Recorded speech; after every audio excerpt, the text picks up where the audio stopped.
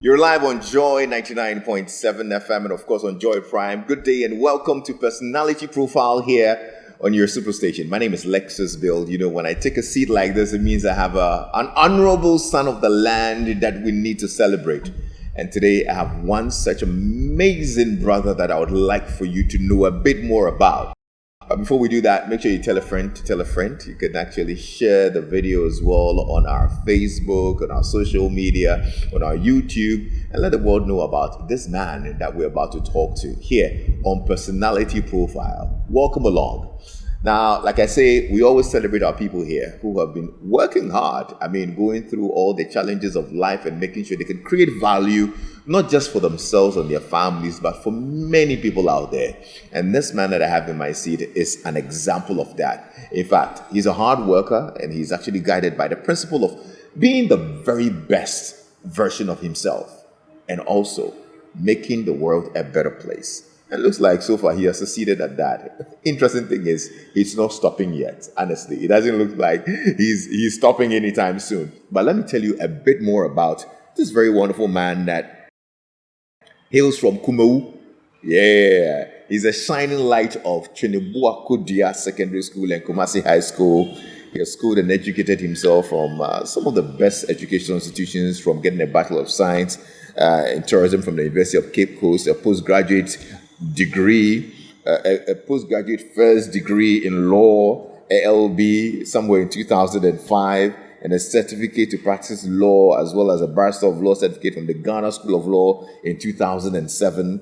He holds an executive MBA from the Ghana School of Management and Public Administration, GEMPA. He holds a certificate in executive education and leadership in law firms from the Harvard Law School. That was somewhere in 2012. He has a master's in law, LLM, International Commercial and Corporate Law. He's pursuing another LLM in commercial law from the Queen Mary University in London. Looks like he doesn't want to stop. Like, I'm tired for him. Genuinely. Now, he's not just a man of thoughts and ideas, but more so one of action. Yeah, he co-founded Stedham Travel and Tours in 2000. He set up Oak House Private Investigations, Ghana's first PI company, after taking an academic PI course in London. Oak Wuuds Law, a boutique law firm as well, specializing in financial instruments and litigation, which works for most of the leading financial institutions in Ghana. That's his own. In the business world, he's founded Apex Capital Partners, Apex Health Insurance, Apex Trustees, Progress Savings and Loans, Effiduase Rural Bank, BOT Properties, and like I said, he's not done. Yeah, that's the man that we're talking about. Mr. Bernard Owusu-Twumasi is my guest. Mr. BOT, welcome. How are you doing? I'm well. So good to see you. I'm even tired reading this. Are you not a tired man already? It's all by the grace of God. Yeah. Yes, man is born to work. So, once to have life, this is what I was born to do. Keep going. Yes. Wow. So, the sky is not even the limit. You know, I was just thinking about it, all these things that you manage, you oversee, you try to strategically get all of these businesses working, and also in very different fields. Do you even have time for leisure? Do you have time for leisure? What do you do when you're not working or you're always working? Okay, so the good thing for me is I really like walking. Okay. And until recently, I was really jogging. Oh, I see. But as you age a bit, I'm now in my 50s, 51 years, so you can't. The pressure on the joints knees, and all of that. So you have to now. My doctor says it's better I do brisk walking. Oh, okay, great. I need to invite you to my walk with Lexis. Okay. We walk a lot up the mountains. So one of these ones, I think we should be coming along. It'll be nice. I will. Yeah. Once I have the time and all that. Yes. So my leisure really is the exercise. I have a group of people my age. Okay. And that's when we do our conference and stuff. You walk and talk. So by the time you get out of all your stress from work and everything because of the camaraderie between us, the conversations. Yeah. It really takes some of the stress out. Okay. Well, that's good. And mostly we do it in the mornings before we start work. Okay. Which means that you can still have your time to work. Yes. Now, so one of the things I'm wondering is, you have interest in different industries. There's law, there's properties and construction, there's health insurance, there's private investigations. How are you able to be on top of all of these things strategically? Okay, so that we are clear, that as for the private investigations, we stopped somewhere. You stopped that 2011. Okay, it was a very good business. Okay. I remember I came to Joy FM Studios. The late Komla Dumo, God rest his soul. Right. And the way he was blowing, I remember coming to the studio 2005 September. Okay. And then somebody tells me, "Are you listening to Joy?" I said, "No." He's mentioning your name. He's talking about it. And the Komla is, you know how Komla is way. The first PI in Ghana, the guy is coming. So now you have to really be careful. It was a very good business. Okay. The point is, I like multidisciplinary kind of stuff. And every good businessman will tell you diversification is very good. Right.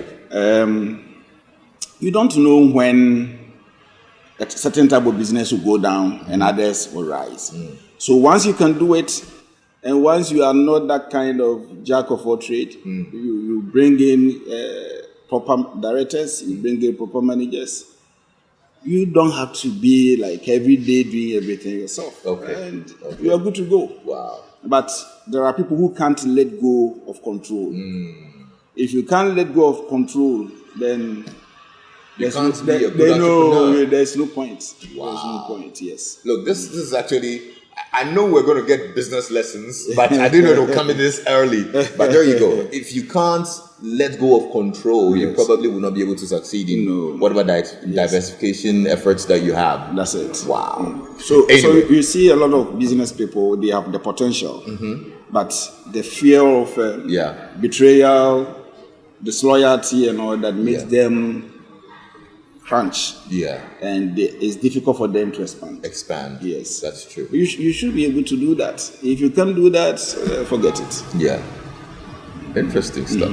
Anyway, I mean, before we get into the thick of things, let me actually congratulate you and the team at Apex Health Insurance. You actually won the Health Insurance Company of the Year this year. Wow. They have done well. They've taken a lot of accolades over the years. It's one of the proudest. I'm so proud of that company. It's a company I hardly really involved myself in. Yes, from day one I set it up through a friend, Dr. Sarkodie, late, unfortunately. He used to be the CEO of Acacia. Insurance. He gave me all the ideas to set it up. Unfortunately, he passed. Is it this year or last year? This year, somewhere April. Very sad event. May his soul rest in peace. May his soul rest in peace. So he brought me the people that I needed. He helped do the interviews and all that. And so, as I said, the control. I don't understand health insurance. I didn't understand it then. So you have to get the people who understand it. Leave it to them to do the work. Bring in proper board members who can do the steering of the company, see the affairs. And you, the shareholder, you pump in the money. Of course, you don't have to go and sleep. I said I didn't understand it then. Now I understand it. Any question about health insurance, I understand it. Because as time goes on, you must. Because so that you know what are the challenges, what are the opportunities, and all that. Wow. So which of the sectors or probably the companies that you have, would you say you're more involved in now? It is the law firm. It's the law firm. Yeah, because I'm the managing partner. So all the reports to the various clients, both local and international, you have to see to the reports. At first, I used to go to court to do litigation. Unfortunately, now I can't go. Now you don't do that. So I have other partners who do.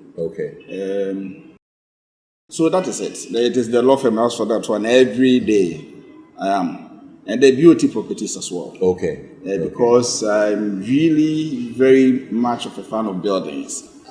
It's almost every day I go to the sites, check what is going on. Yeah. I like talking to the architects, the engineers, laborers, the subcontractors to check what is going on, and also interfacing with those who are trying to market and potential purchasers of those properties. Okay. I mean, I see you have an eye for good architecture as well. We're sitting on top of the Zion House, you call it, right? This one is Upper Suites. So Zion House is the first one, okay, the smaller one. Yeah. That's a story. And then this one is the 10-story, that is the Upper Suites. That's a 10-story Apex Suites. Yes. And I'm seeing the pool up here, the gym up, a very lovely social area as well. Yes. I see you have an eye for very, very good stuff. Architecture is... when I was a kid, I could walk around. The other time, the biggest city I knew was Kumasi. Just walking around Kumasi, looking at, the story buildings. It's me. You come to a doom. That time you see 4-story, 5-story, ooh. Yeah. The building is tall. Yeah. So when I came to Accra, and I even started private investigations, I went to the tallest building in Accra then. It was the Trust Towers. That's where I started the company from. Yes, I was on the 8th floor. Just on top of the multimedia yes. The Trust Towers. That was where I was, Wow. I was there from 2004 to 2012. Okay. When Zion House was finished in 2011, I even still operated from Trust Towers. Before I fully moved all my staff to Zion House. Wow. But we finished Zion House around 2009, 2010. Yeah. But then tenants were here, but I was still operating from the Trust Towers. So from the young boy who used to walk from Kumewu around town and get to a doom, admire buildings, now you own buildings. Now you own lots of properties.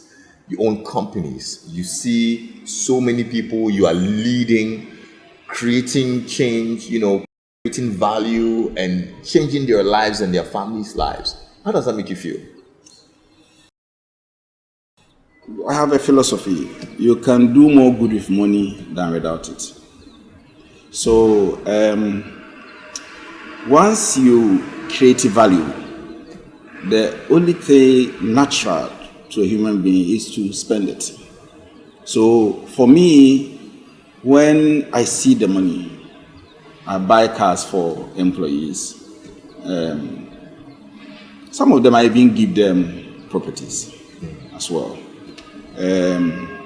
You see them taking their kids to good schools. When you see it like that, you feel a certain kind of satisfaction. You feel that yes, you have something to offer. You see the employees come in. You saw their state before they came in. Yeah. And along the line, you see them with the nice suits. You see the confidence. The before and after. You see it. And you can only just feel good about it. Yes. Yeah. So it makes you feel good. I mean, doing good is for yourself. You yourself, you feel satisfied. You feel that, yes, I'm in this world. I'm a consequential citizen of this world, not some inconsequential. Of course, not with that, with pride. That is. But that kind of God feel that He gives us when you do something good, you feel good. If you look back, and I ask for you to pick out one moment or something that happened, or in any moment that brought you the most joy, what would it be? Okay, so apart from asking my wife to say, I do. She said yes, it was, of course. If I didn't say this and I go home, like my fufu, of course. They will leave you the banshee for you to come and find yourself. So it was a very joyous occasion. Okay. So the other one that brought me the most joy, there are many, but I would try to figure one out. Okay. So we're going to write our final exams at the Ghana Law School. Okay. So I have a very good friend. So he's a good friend to the extent that he became my best man when I was getting married. Oh, wow. And because I was a businessman, even then, because I still had the staff and a whole lot, so I wasn't really involved in the studies. Okay. So you can go to class, but you come back and there's a lot of reports you have to do. When I set up the private investigation firm, before I realized I was working in Africa, whereas I was thinking about Ghana, my first job came from Egypt. Wow. Yes.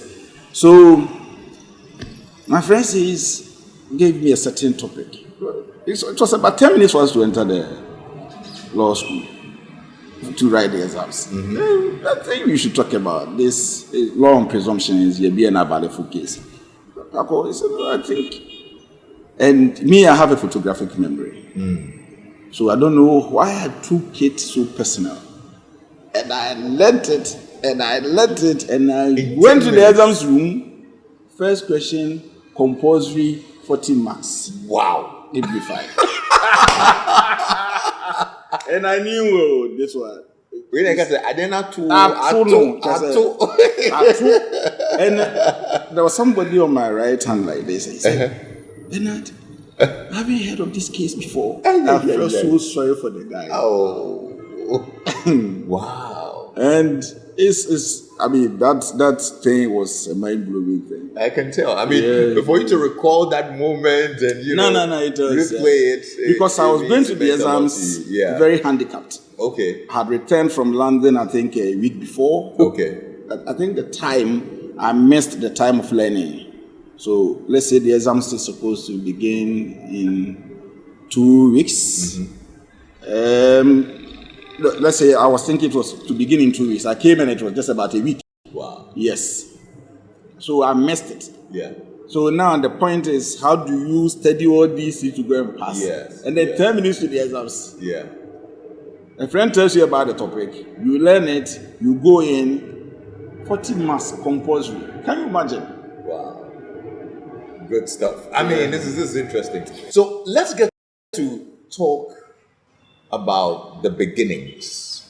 Let's get to know you. Where are you from? Where were you born? Where did you grow up? Okay. You rightly said I am from Kumewu. Yes. But technically, I'm a Fantiman. Ah. Yes. We that comes, you have to come from where your mother comes from. Okay. Yes. So technically, I'm from Elmina, but I hardly lived there. So my mom. Your dad who is from Kumewu? Yes. And there was a separation between my parents. At what age? I was about 4 years. 4 years? Yes. That was quite early. Yeah, quite early. Wow. So my father took me to Kumewu. Do you know why there was a separation? I would say maybe things that didn't work out between them. So before the marriage broke down, we were 2 boys. My junior brother was a toddler. So he was lucky to have stayed with my mom until he was 9 years before he came to join me and my father. Oh, yes. Right. Okay. My father was always a polygamist, so he always had 1 wife, 2 wives. At the time he died, he had 2 wives, yes. Do you know how many wives he had in all? Oh, not too many, because my stepmom, my mom, and then the third woman, but there were always 2. Okay. Yes. There was 2 at a time? 2 at a time. But I think he married my stepmom for a very long time before he turned to marry my mom as a second, and then the last woman. So when my father died, 2 women did the widowhood rights. Okay. Yeah. You usually grew up with your dad in Kumewu at the time. Yes. And but there was a mom in the house. Yes. Just that it wasn't your biological mom. No, my stepmother. How was that growing up, that upbringing as well? Okay. The no nonsense kind of woman. Okay. She was like that. God rest her soul. As a kid, you have your preconceived ideas about stepmothers, and you feel like she is not fair to you. Growing up, in fact, I realized it very early in life, to the extent that my first degree, the longest, I dedicated it to her. You did? Yeah, she made me the tough person I am. Oh, I see. Yeah, she really. My junior brother lives in Europe now, and the last time he came, we were talking about. He said, Abinapa really built us, because it's like she really made us men. Yeah. Yes. At the time, we were not happy about it, but growing up. So what did she used to do that you would say instilled those values in you? For instance, going to the farm. Okay. You cry, heaven and hell, you go. And waking up early, because Kumewu used to have a lot of perennial water sources. Okay. Our area, the streams and all that dry up during the dry season. Now, I think pipe-borne water relatively better than before. So you wake up around 4 a.m. to go and kill. And sometimes the earliest you get a bucket home, it's about 9 a.m. So that is the kind of life. So for you to get it earlier, that means that you have to wake up around 2 a.m. Okay. So you can imagine a young boy of about 8 years, 10 years. So you are going to the river and you are already sleeping on the way. And you want to sleep and you wake you. Also 34 buckets. And we go so 34 buckets. Let me tell you the funny part of it is when you are coming back. And Kumewu is very rugged terrain. Okay. Hilly area, rocks. Kumewu is full of rocks. So, small boy, you have your bucket, you are already queued for about 5 hours, you get your water, and maybe you get yourself distracted, and the water falls. I know, right? So when you are going back, you are crying. Oh, dear. And then the only good thing about Kumewu people, God bless them, was that anytime they see a small boy coming back, the water, then they start giving the information. Okay. Small boy, his bucket fell, so please, when he gets there, allow him. So, as a young person, was there a certain career path that you wanted to chart when you grew up? I always wanted to be a lawyer. You always wanted to be a lawyer? I always wanted to be a lawyer. Where does that inspiration come from? The Inspector Bidia series, I don't know whether... Of course, I know it. Yeah, so you see lawyers will come in, the police will come in. Yeah. Oscar Provençal. Yes. The only difference is that I also started reading very early. And I had a lot of these trailers about lawyers. And I also liked the wig. Okay. And the gown. Yeah.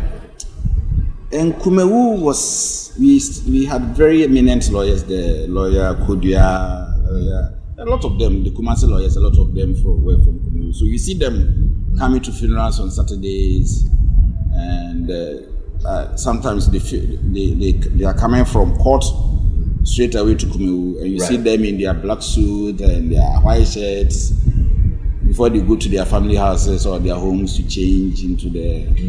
So it made me see that I was going to be a lawyer. How possible did it look at the time when you were just in Kumewu? Yes, so let me bring the Elmina part. Okay. So Elmina part, my mom is an Elmina Royal. So I'm a Kundria technically. Okay. Yes. So there was, my mom had an uncle, a certain Lutrot. He was also a lawyer. And according to my mom, when I was 2 years old, he took me to the family house. The man saw me and said, I'm the next lawyer. Wow. So my mom told me that my uncle said that you'll be the next family lawyer. So I think all those ones really sank into me. Okay. And I'm an avid reader. I just read. I read everything. Okay. Yes. Wow. So the reading automatically was going to lead me there. I see. Yeah. So now you went to Chinebu Akudia. Yes. Finished and then did your, I think, A-level at Kumasi High School. Okay. And then I went to Kibas. I tried to get admission into the law faculty, but I didn't succeed then. Why didn't you succeed? Grades? The grades, yes. Okay. At that time, they were taking aggregate 5, and I got aggregate 7. Oh, wow. I got BBC, so... They gave me political science. Okay. And you didn't want that. I refused to. But you ended up doing something along the lines of tourism. Yes. So, what happened was, the businessman in me then made me choose tourism. Okay. Because I decided from early age that I was going to do my own things. One of the reasons why I wanted to be a lawyer, I didn't want to be in the public sector. Yeah. Neither, for instance, maybe working in a ministry. Whatever be the reason, that wasn't my core. I see. So every course I did was geared towards business. Okay. So when I saw tourism, because it was the first time Kivas was advertising for that course, and I chose it because I realized I could do a travel agency with it, maybe set up local tourism. I'd read a bit about it.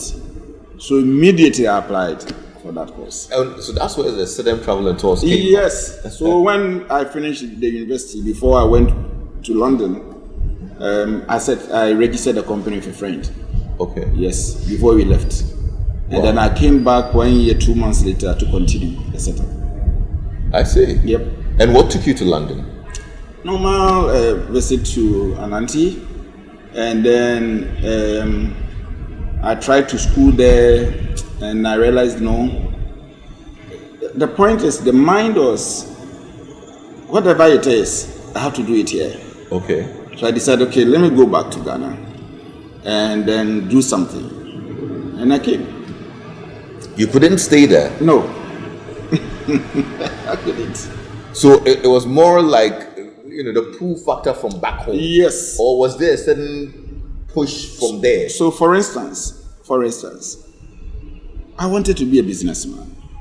The Ghanaians who go there and stay there, only a few succeed in business because of the system. Okay. So if you stay there, number one, don't forget you have to be an illegal immigrant first before you work out to get your documents and all that. I didn't want that. That stress. Yeah. And then number two was I could see the potential of Ghana. And I still see the potential still. That's why I'm still here. Now I can just move to any country I want. I'm still here. Because the potential in Ghana is so great. And I told you I'm an avid reader. So when I was about 15 years, I got this book, How to Win Friends and Influence People. Dale Carnegie. Thank you very much. And I was in one of my father's cocoa farms behind Tepa. And I got the book. I couldn't put it down. I can't say how many times I read the book, but at least I know it's more than 100 times. Oh, wow. Yeah, so I read That's it, reread it. And you see, everything there is about business, setting up. And I was quite young, 15 years, and I started reading the book. And so there was no way I was going to succeed to stay in London. I had to come back. I see. And I came. And when you came back, you came to do the travel and tour? The travel and tour, yes. Okay. And how long did you do that before the travel changed gears? So the travel and tour, whilst I was doing it, already I had the idea about the private investigation firm. Okay. So where did that idea come from? When I was in the university second year. It just came. Were you trying to spy on your girlfriend or something? No. Investigate your girlfriend. It just came. It just came. That's why you see a lot of successful people in business, and you ask them, how did you do it? They always ascribe it to a higher power, by God. That's the truth. You can't really say, I deliberately did this. Okay. Because where did the idea come from? It just came. The course I was doing was not private investigations, But it just came. So I had written it down, and I told friends about it.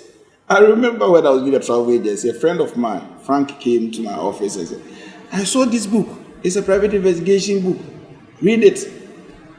Then I realized, no, this thing, I've been talking about it for so long. Let me step out and try. So what did it involve? Like individuals would come to you and say, I want to know about somebody. A lot of people came like that.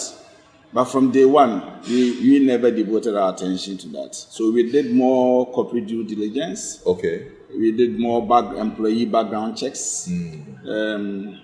We did more for the banks, the defaulters who have run away. So that was the main work. I see. It was more due diligence for corporate institutions there.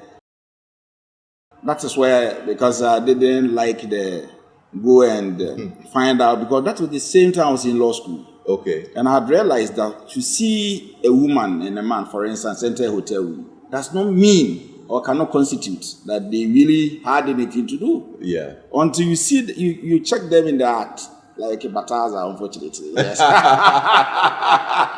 as for him, he has, he has nailed himself to the goal, so we can documented his exploits. He has documented his exploits.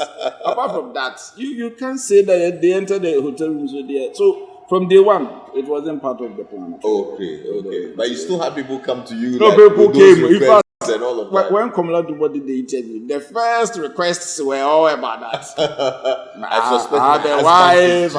But one of them said, "I'll pay you good money. I said, "No, I can't do that." Wow, I can't do interesting. That. So when you talked about how you had these corporate institutions, including the banks and whatnot, then it just brought the fact that eventually you set up a financial institution as well. Thank you very much. So eventually, it had to lead me to the financial sector, doing my own thing. And it was out of anger and protestation. Out of anger? Yes. So in the course of the private investigations and the work they gave me, the financial institutions gave me, automatically I became a debt recovery. I set up a debt recovery company as well then. Okay. So because of our work and how I trained my agents, we were able to quickly find the defaulters. And because of the pressure we applied, they paid quickly. And some of the banks, you send them the invoice, and all of a sudden they are talking about how easy it was for you, so why are we going to pay you this amount of money? Oh, wow. So from day one, they never thought it was collectible. So you told them, I'm going to take 10%. They say, it's fine. 15%, they say, it's fine. But you collect the money, it becomes hell. So one day I was sitting there and I said, why? What am I doing? I mean, why become a copycat where you can be the king of the mall yourself? Because I understand everything that these people do. So let me start small. So I set up a Pest Capital Partners from under SEC. That is Security Exchange Commission. Okay. And then from there, set up the health insurance because of what Dr. Sarkodie of Blessed Memory told me. And then 2015, I set up the savings and loans. Okay. And then 2019, I set up the pensions. And then 2020 was when the license for the Effiduase Rural Bank came. Okay. But for the fact that now the financial sector cleanup and everything has really shaken the system, I would be setting them up. How did that affect you? Okay, so Ipes Capital Partners is the mother company. I remember exactly what day it was and what time. I was in Kumasi, I have another building, the Zion House opposite Pempe College, the Sofola Interchange. And I got a call. I got out and I saw a lot of missed calls, and then I picked one of them. It was coming from my secretary. And then she said that PwC people are here. They said the Pest Capital Partners, the license has been withdrawn. And they are supposed to come and take over the offices. Say, really? No, it cannot be true. Then a certain lady took the phone and said, please, can you listen to Joy? Listen to any of the news. So it was about 5, and then I was listening. Yeah, I was quite shocked. Was that we are judged one of the fastest growing investment banking firms in Ghana. I knew we had all our investors covered. I was sure that it was a mistake. I went to see the Director General. Told him, look, the Pest Capital, it's not possible. We have our money, the money is there. So please, if you want, let me just pay everybody off and just give you my license. He said he will consider it. He wrote a letter for them to restore the license. They never did. In the end, it wasn't like you had any institutional challenges with your business. So let me give you the juicy part. They did clean up 3 times. So the first cleanup was the banking sector. Second one was the savings and loans. Third one was savings and loans and the microfinance. No, I think savings and loans and the microfinance followed, about 4 cleanups. And then SEC also came. Of all these 4 cleanups, Apex Capital Partners is the only company that was found solvent on liquidity basis alone. Do you understand? So what it means is that the money SEC agent, Mr. Ricky Nipa of PwC, came to meet in the company, who pay everybody off. And they gave me a change, almost $2 million. So as to why they collapsed the company, only God knows. You weren't given any reason why Apex Capital Partners? Zero. They said the company couldn't pay its depositors. How can a company that could not pay its depositors? You close the company down, and then 2 years later, when we sit down and go through the books, we go through the money you came to seize in the bank accounts, you could pay everybody off. Wow. And you give me almost 7 million. The dollar then was about 5 cedis. So about $1.3 million you give me like that. We are not talking about physical assets like Zion House or this building we are sitting in. It's all Apex Capital. Apex Capital is the owner of the savings and loans. Apex Capital is the owner of Apex Health Insurance. So the actual money they came to meet paid everybody off, from NIB to ECG to what is this bank? We paid everybody off. I see. Yes, GRA staff, everybody paid off. And the day we did the creditors meeting, the customers themselves couldn't believe it, because the official liquidator, before they pay off, you have to do creditors meeting. And then I remember one creditor, one of the investors asking, so why was the company taken down? It's like it was the deputy CEO who was online. He didn't talk. So it's one of the greatest challenges. I'm still at a loss how they can destroy businesses like that. You haven't recovered from that? No, it's difficult. It's quite tough. What loss was it for you? So let me give you an example. Because Apex Capital was so known, we used it to sell all the businesses. So just imagine the savings and loans. Within a matter of, I think in a day, 17 million was withdrawn. Yes, because you use Apex Capital. Everybody knows Apex Capital is the owner of Progress Savings and Loans. Government has taken it down. Everybody was afraid. So we took a huge chunk. And it's amazing how the companies have survived till now. Yeah. How did that affect you personally? I had to learn swimming. You had to learn swimming? I had to learn swimming, my brother. How? I mean, because the BP was shooting like crazy. Wow. Because I believe there were some few people whose companies were taken down. They knew their companies were in trouble. In fact, some of them were happy that now my stress has been taken over. But just imagine that my business is solvent. We are not talking about even this building we are sitting in, plus Zion House. We are talking about $30 million project. All in the name of Apex Capital Partners. We haven't talked about the Kumasi one. We haven't talked about the value of Apex Health. We haven't talked about the value of Progress Savings and Loans. So why would such a company go down? I believe they were fishing. They were thinking that when they take it down, like that so we take it down and then we go to find how can he do what he's doing. So listen, the point is Ghanaians have to understand something. A businessman's money is not his money. A businessman's money is not his money. A businessman's wealth is not his wealth. It is the nation's wealth. That is what we don't understand. Until we get that understanding. So let me give you a clue. I believe the 2016 elections in the US, the 2020, they were talking about Trump doesn't pay taxes and all that. Why haven't they arrested him? Because the US tax system makes it in such a way that a businessman is encouraged to avoid tax, not evade, to avoid tax. You know the reason? Because the government is one of the worst spenders of money. What a businessman will use money to do, the government will use, let's say, 3 classroom. You have the example, Joy. I remember Joy. So you see, the businessman is encouraged to reinvest the money instead of giving it to the government. So they would, you see, the Democrats were talking about Trump.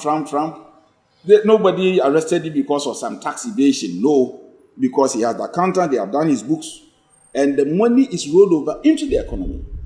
Now let me give you an example. Elon Musk. Everybody know the guy is rich. Yeah. Where is his money? The money sits in the banks. The money sits in the banks. The banks use them for loans. Do you understand? Yeah. So Elon Musk, technically, if you ask me who is Elon Musk is what he's wearing, where he sleeps, the food he eats. The rest is just ego. Because it is the aggregation of individual wealth that makes up the GDP.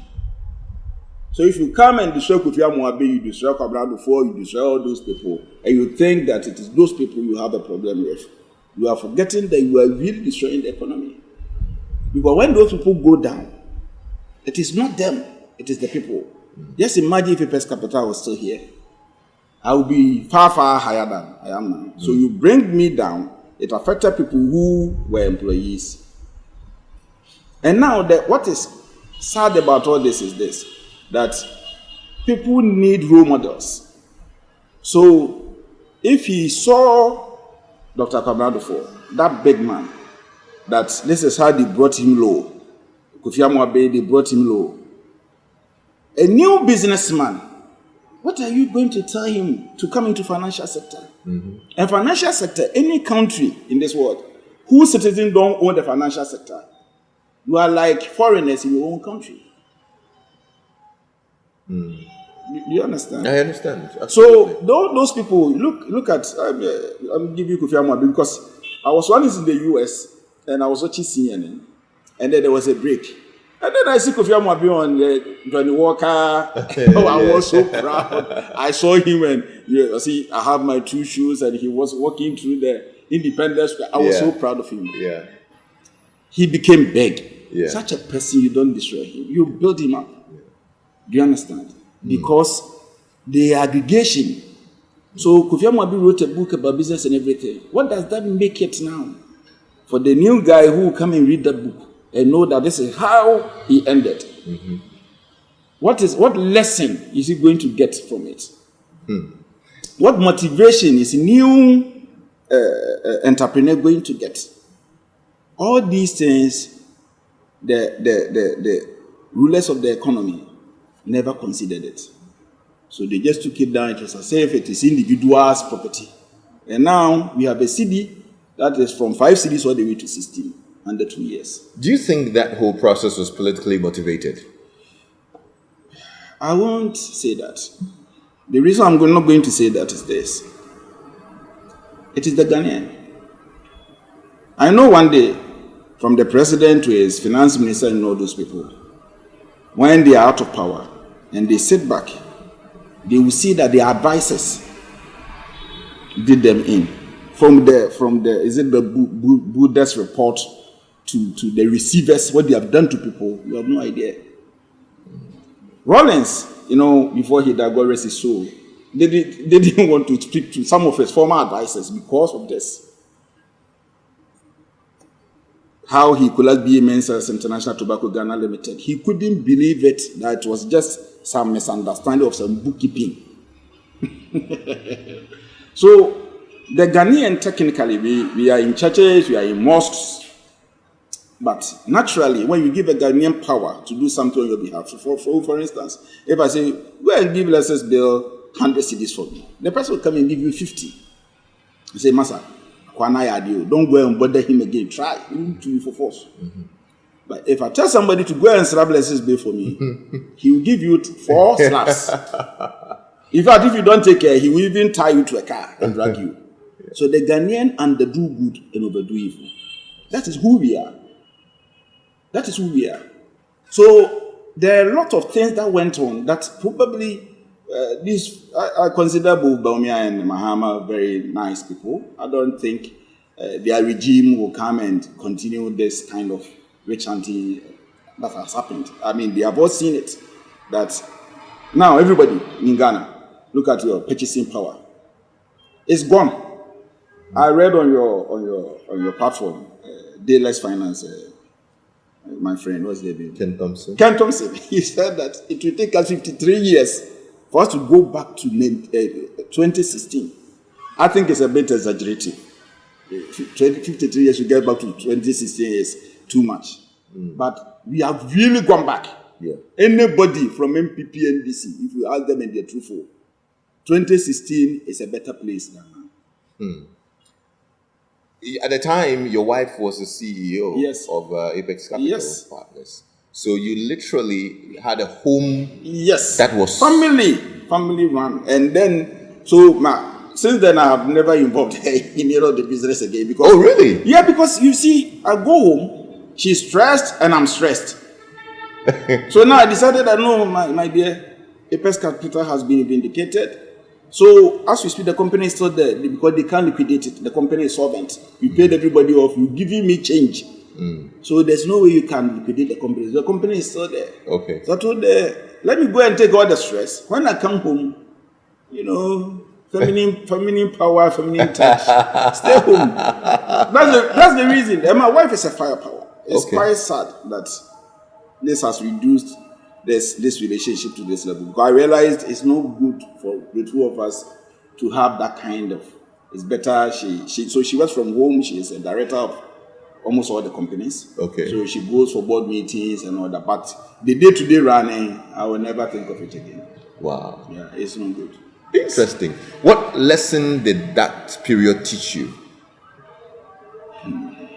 The lesson is this world is a very strange place. And everything we have in this world, God gives it to us. And that without Him, you can lose everything in seconds. Because I couldn't believe it, that within a very short time, all those things could happen. Yes. Now let's talk about BOT Properties as well. That's also another baby that is doing amazing things, building high-rise buildings. Yes, I know you have another one that's coming up as well. The Equator. The Equator. The Equator is there. How many floors is that?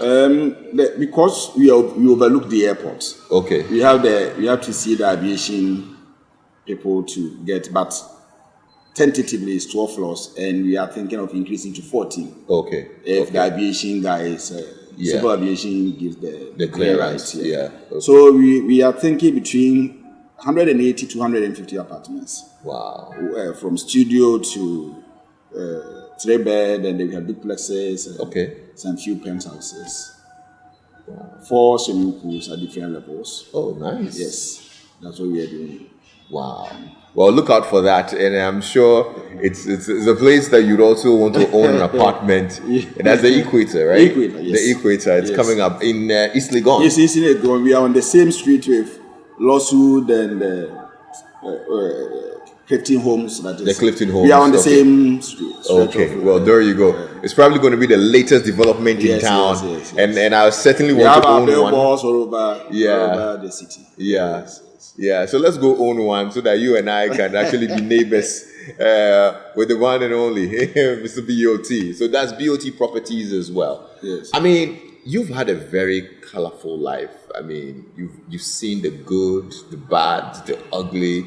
You've been down and up again, and you're fledgling. There are young people who look up to you. What business advice would you give them?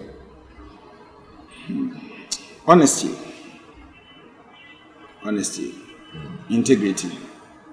You see, a lot of people mistakenly think that when you are honest, you suffer. But it's not true. Honesty pays. You see, I was once giving this motivational speech to some students, and I told them, you can build real estate without money. And they were looking at me as cans, what are you talking about? This is an opportunity for people to know. When you are honest and you have integrity, most of these properties we do is debt backed. But who will be confident enough to give you his money, knowing that in 2 years' time, when I come, the property is there? So we have somebody who doesn't have money today at all. He talks to a landowner, want to do this. He gets an architect to draw something good, put some few billboards. Who is the one behind? It's Lexis Bill. Oh, then they'll go around to check. Are you somebody who gives people, or you are somebody who is a man of his word, and they will start giving you money. Most of the real estate you see, they are all debt. You go to people, take the money. Why do you think Equita is being advertised on your platform? It's not my money, it's other people's monies. But that's how God created this world to be, that we should be interdependent. That's why you can't marry your own sister. You have to go to another home. Do you understand? That's why we have certain tribes that are, and certain people who are good in certain things. Yeah. If you want, in this world, gold, you have to come to Africa. Most of the gold is in Africa. If you want for, you have to go to Middle East. Yeah. God decided to do it like that. So the human beings can mingle.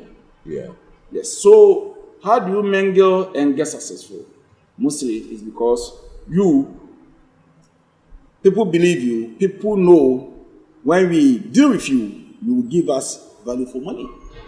When we deal with you, your word is your bond.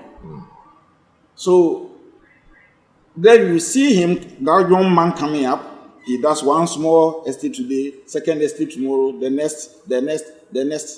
And before we realize, now he has his own money from other people's money. That's how God created it to be. So honesty, anybody, just be honest. Just let your yes be yes. Because now if you talk to every businessman, the dishonesty from employees to whatever is crazy. Wow. You talk to any person who is investing, people have duped him, give me this money, I will add this to you. They go to find them, you can't even trace where they are. We are doing ourselves in. The dishonesty in this country is crazy. So the young people, that's what I would say, and the hard work. Hard work comes without saying. If you really want to do things, you have to work hard. And then we call something delayed gratification. People don't want that. They want to get the money today and go to trophy bar the next. You have to understand that is the little monies you accumulate over time. You add value to the money, and it creates value, and it creates value, and it creates value. You can't turn yourself into first day consumer. Every time it's consuming. The latest phones, the latest cars, the latest shoes, the latest. If you do that when you are starting life, you can't save money.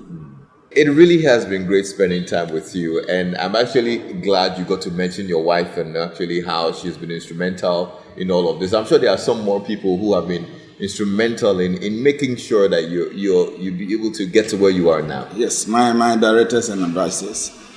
I've been lucky. I've met the right kind of people. Mr. J.B. Clotte, he used to be head of banking supervision. He's been with me since 2005. Mr. Peter Namfuri, late. He was with me from 2005 until he passed recently. God rest his soul. Dr. William Pamford Bray, former, and it's Bray, please. Nobody should think that because I'm from Kumasi, I changed the blade to Bray. It's Bray. Thank you very much. He used to be the Deputy Managing Director Barclays, Managing Director Ghana Commercial Bank, Managing Director Ghana Airways, right. Chairman. He's also been very great. Dr. Edwana Nientwi, former SEC boss, is a good advisor. Plus the numerous ones are Mr. Mwua, former Bank of Ghana, and others. They've been great to me. They've been good to me. Recently, Mr. Kenashigwe has joined one of my board, and all these difficulties they know. Nobody deserted me. When the companies went down, they were here. They've been here. They go to meetings with me. It's amazing how they never thought that, some of the banks, it went down, you hear directors talking, we were not involved. My directors went with me to meetings, knowing that it's possible that maybe I should have taken some money and they didn't know. No, they stuck their necks out. And that is what I'm talking about, honesty and integrity, because I've been with them since 2005, and they knew. It was not possible that some of the money is missing or was missing. And so I pray to God you should give them longer life. And young people listening, you should look for such people. Good people who will be with you, pray for you, and help you climb. Because at the time I met these men, I was on the Trust Towers, renting office. And they be with me all this while throughout my business life. Good stuff. Amazing. I mean, it's very inspiring listening to you. You actually epitomize a real hard worker and one who actually gets their due when they put in a lot. And you really have. So thank you so much for sharing your story with us here on Personality Profile. And we wish you all the best. And we're certainly also here to support you whichever way that we can. Thank you very much. All right. I'm also very happy. I wish you well. I wish your network well. Thank you. And I believe this is just the beginning. Absolutely. We'll be talking more about more properties. Yes. And don't forget it's a debt. So you should bring people to come and buy. You should come and buy. Absolutely. I mean, I'm already considering it after seeing the architecture of this particular one that we're sitting on. I feel that the next one is going to be even better. So you need to look it up. And if you want to find out more, you ask me about it. I'll tell you how you can actually get a property as well at the equator. I'm Lexis Bill and the one and only BOT, Mr. Bernard Owusu-Twumasi, my guest on Personality Profile. On behalf of the team, we say we're grateful that you tuned in. And next week we'll come your way with another wonderful conversation.